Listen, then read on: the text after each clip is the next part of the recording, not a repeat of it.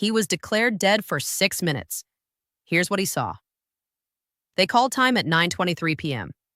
The monitor was a flat horizon. The room held its breath. A nurse reached for the sheet. His hand twitched. A whisper scraped out of a throat that hadn't moved in 6 minutes. I wasn't gone. I was there. No one spoke. Not the resident with the clipboard. Not the anesthetist with the tired eyes. Not the doctor who had just signed the line that ends a life. He stared at the ceiling light like it was a window. "Don't cover me," he said. "It'll block the current."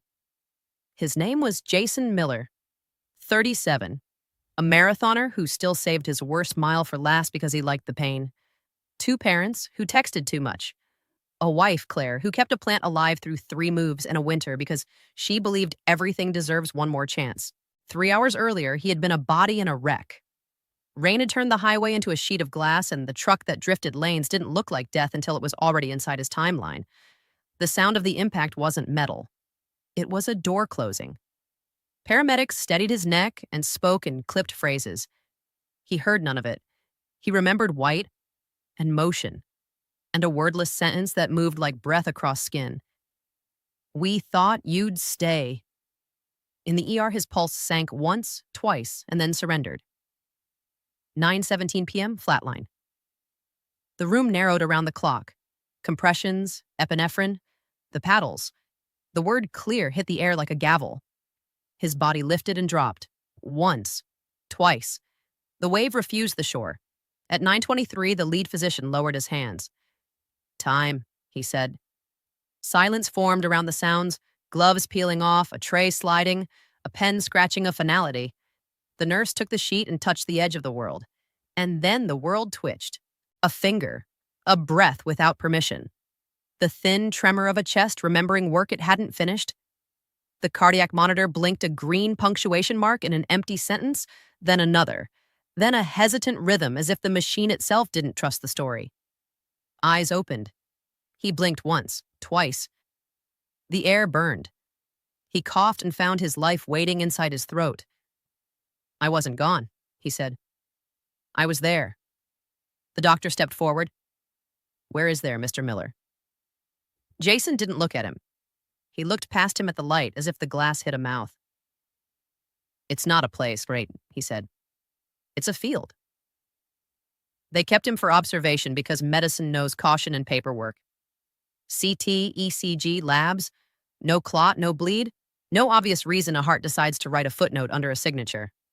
Claire sat in a chair that forgot about comfort a decade ago and watched the seconds pass like birds on a wire. "What did you see?" she asked when the night calmed and the hall monitor gave up trying to pretend it wasn't bored. He closed his eyes. It's easier to feel than to say. There wasn't a tunnel. Time didn't line up. It felt like someone took all the hours I've ever lived and loosened them, strand by strand, until they lifted. Lifted where? Not up. Out. He searched for the right shape of words. Imagine you're a radio. You only think there's one song because that's all you can tune.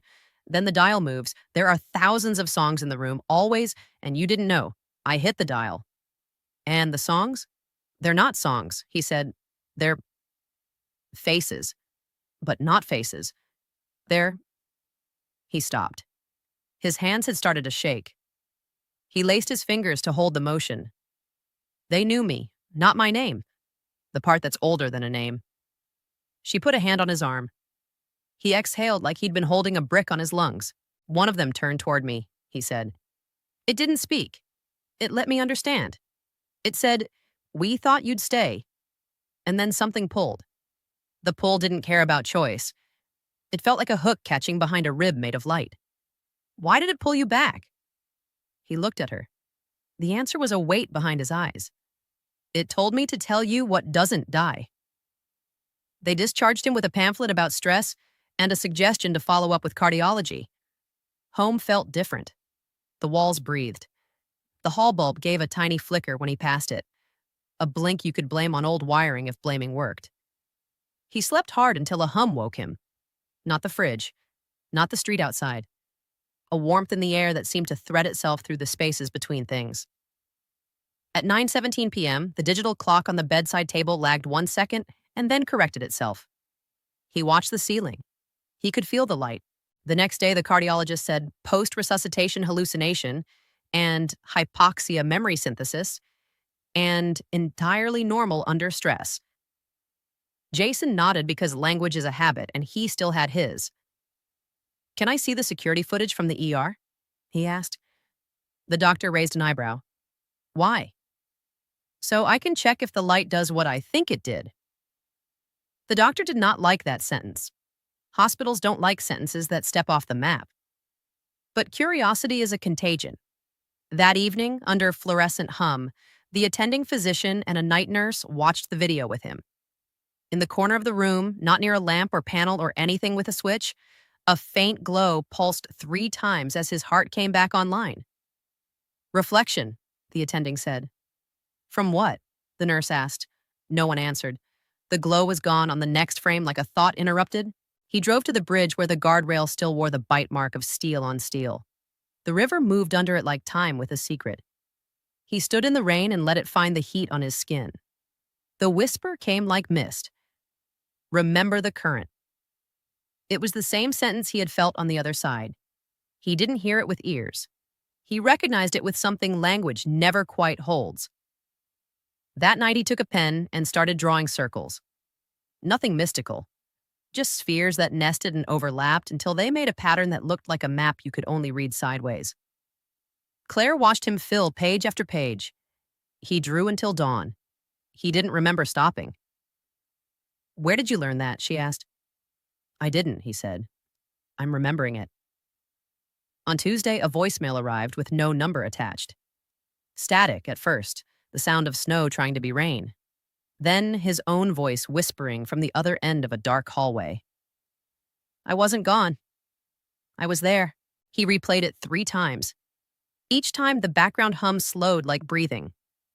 He drove back to the hospital with the message on his phone. Dr. Reeves, the physician who had called time, met him with a look that said logic had rough sleep. "Listen," Jason said. Reeves did. They stood shoulder to shoulder in a corridor where the walls knew too much. When the recording ended, the clock over the nurse's station flipped a minute forward, and the heart monitor in the empty room 6 gave a single beep. They did not move. "Was that?" Reeves started. "Yes," Jason said. The next day, Reeves pulled charts. 27 patients in the past year had flatlined and returned after more than 3 minutes. 8 had been in room 6. 7 had reported light, presence, a sentence like a hand on the back. Tell them what doesn't die? Different dates, different stories. One time, 9:17 p.m. Reeves wanted to call it coincidence. The word doesn't carry much weight when patterns knock like a landlord. He asked a colleague in telemetry to check for interference. No known crossfeed. No equipment glitch that could explain an empty monitor catching a heartbeat like a net catches a shadow. That night, at 9:17, with no patient attached, the ECG in room 6 drew a rhythm so clean it could have sold exercise bikes. The nurse on duty said a prayer no one had taught her.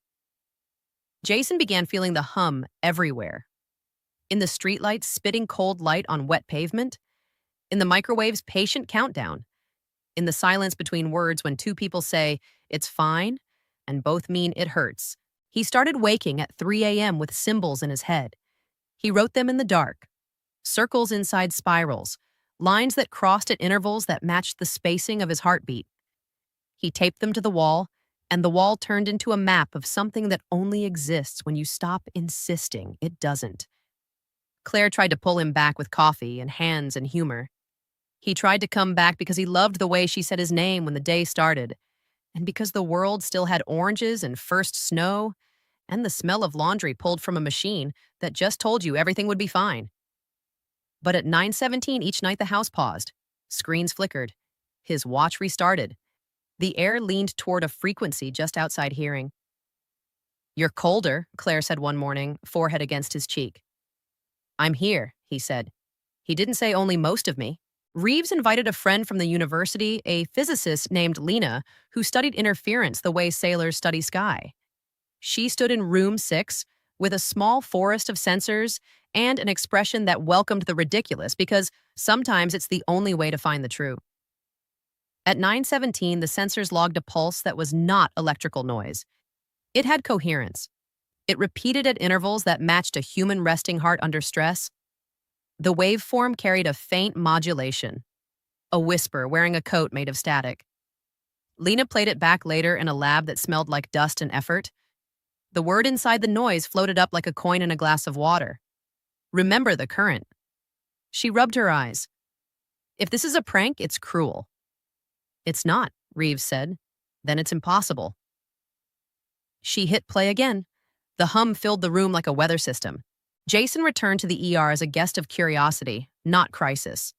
He stood in room 6 and looked at the corner where the glow had pulsed the night the sheet nearly fell. At 9:17, the room cooled as if it remembered a season. The monitor blinked awake and drew a line that wasn't attached to a chest.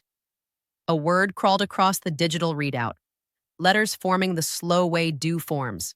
Stay. He shook his head. I can't, he said to air, to glass, to the space between atoms. I have a life. The hum swelled. The light flickered. The monitor printed a second word. Again.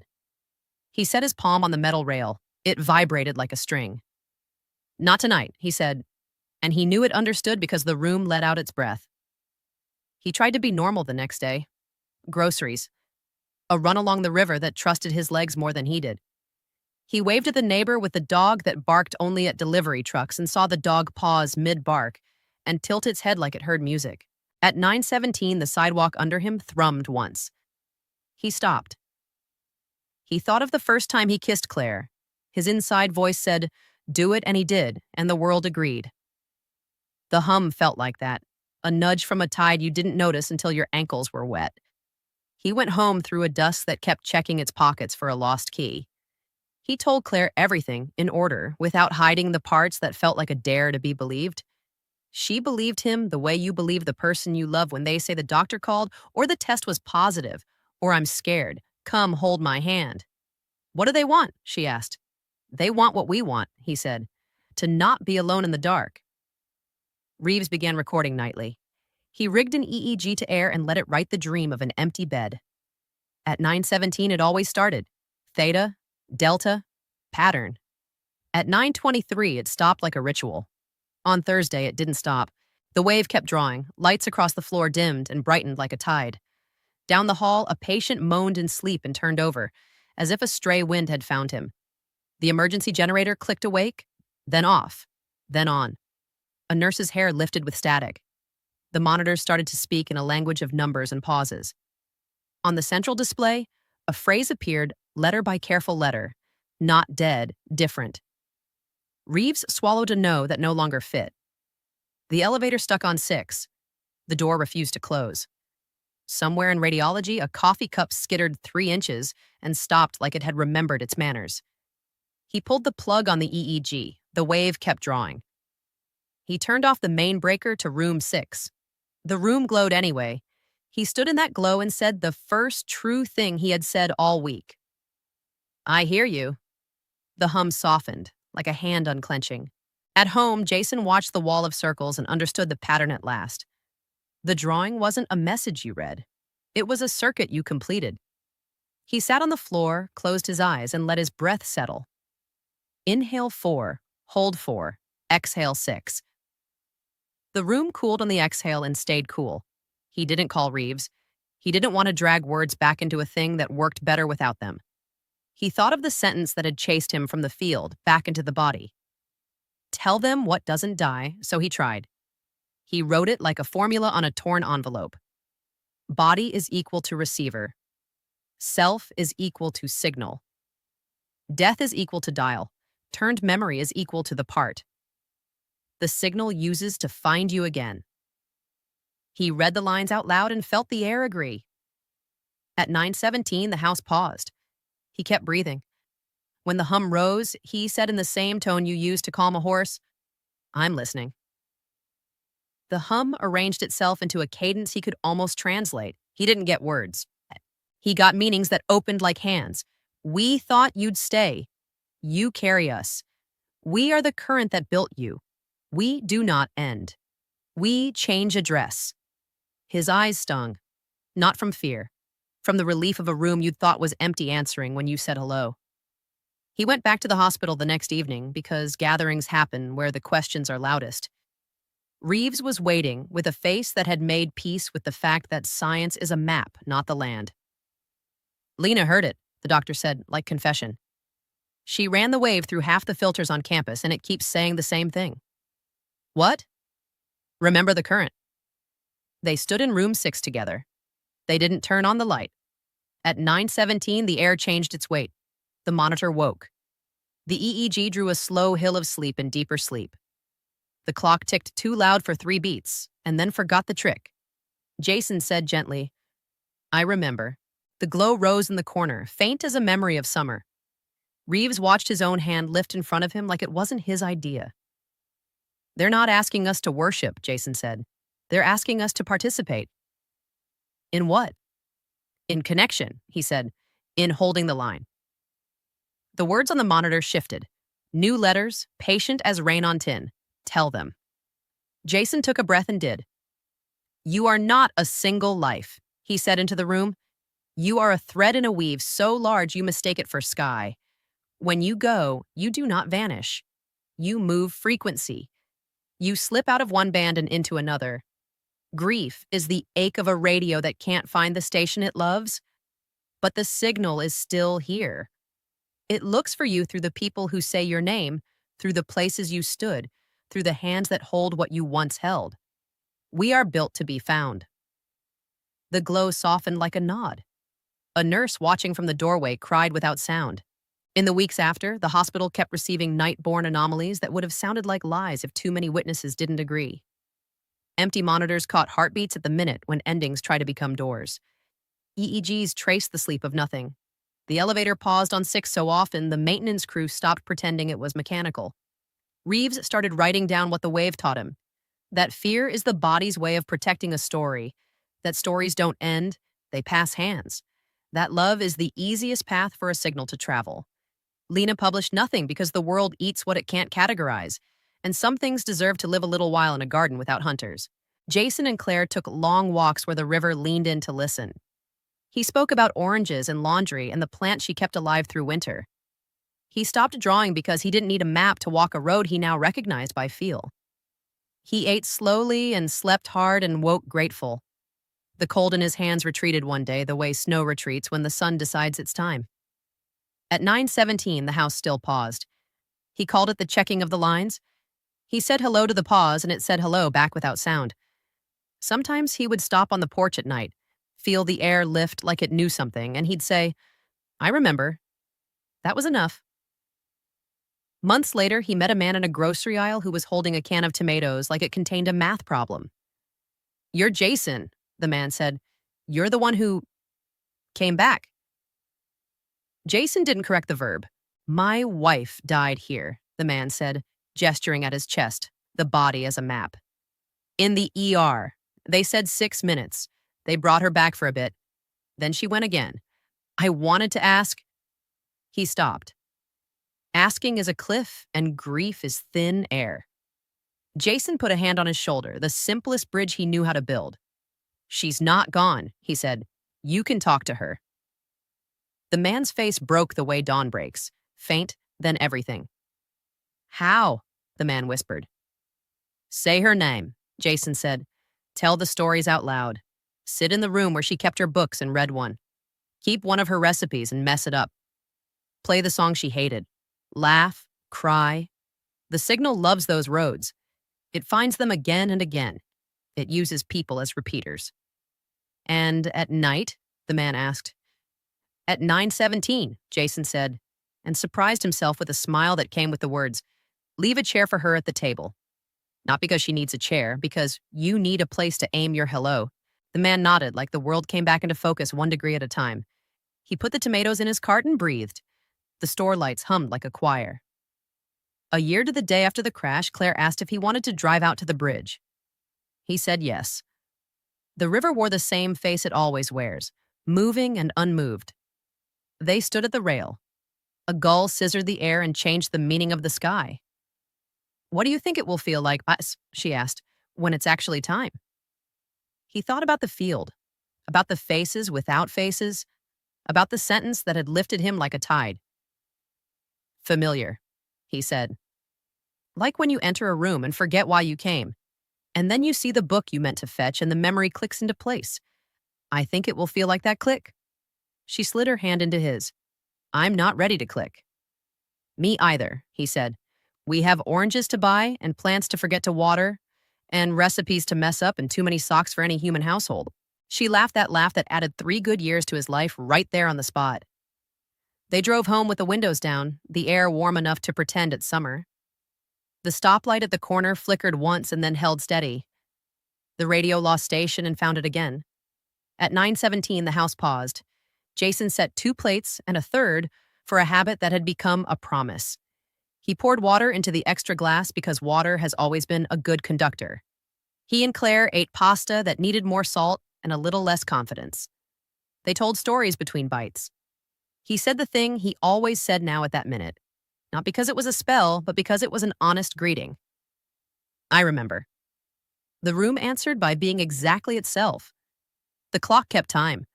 The light wore its glass. The air hummed, not loud, just enough to match his pulse. He lifted his glass toward the empty chair and toward all the chairs like it in every kitchen that ever held a person who needed proof they weren't alone. To what doesn't die, he said. They clinked their glasses. The sound was small. The meaning entered the room and sat down. In the years that followed, he spoke when asked, not on stages, not in headlines, in hospital waiting rooms to people who held paper cups and trembled, in parking lots when strangers recognized his eyes, in the aisle where candles wait for names. He never sold it as certainty. He offered it like bread. You are a receiver. Yourself is a signal. Death is a dial turned. Memory is how the signal finds you. Love is the strongest frequency. Fear blocks and then forgets why it started blocking. Silence is not empty. It's patient. It's dense with the things you can't hear until you listen. He told them one more thing because people need a place to rest a thought. When the time comes, and it will, because that is the kind of world we live in, open your hands. The field will feel like recognition. The faces will feel like meanings you've known since you were an unhurt thought. Someone will say, we thought you'd stay. You'll have a choice and a pull. If you go, you are not lost. If you stay, you are needed. There are oranges and first snows and someone who can't keep a plant alive without you. There are roads for the signal to travel. There are hellos that want an answer. He never called it evidence. He called it enough. Every night the clock reached the minute that taught him humility. Every night he said hello and thank you and I remember. The hum answered by being the hum. No tricks, no displays, no demand for worship or fear. Just connection doing what connection does. On quiet nights, when the city relaxed its grip and the sky decided to be generous, he would step onto the porch and feel the air lighten. A door in the room of the world opening just a touch. He would speak to no one and to all of it at once. I'm here, he'd say, and the world, true to its nature, would answer, we know.